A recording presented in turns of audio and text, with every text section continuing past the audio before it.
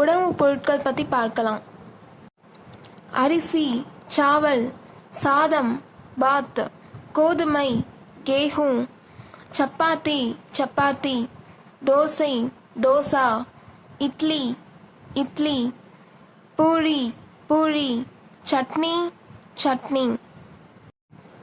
பருப்பு, தால், புளி, இம்லி, மிளகு, காளி மிர்ச்சி, மிளகாய், மிர்ச்சி, மோர், மட்டா, தயிர், தஹி, முட்டை, அண்டா, வெண்ணெய், மக்கன், காய்கறி, சப்ஜி, இறைச்சி, மான்ஸ், முழப்பா, முழப்பா, தேன், ஷஹத், வினிகர், சிர்கா.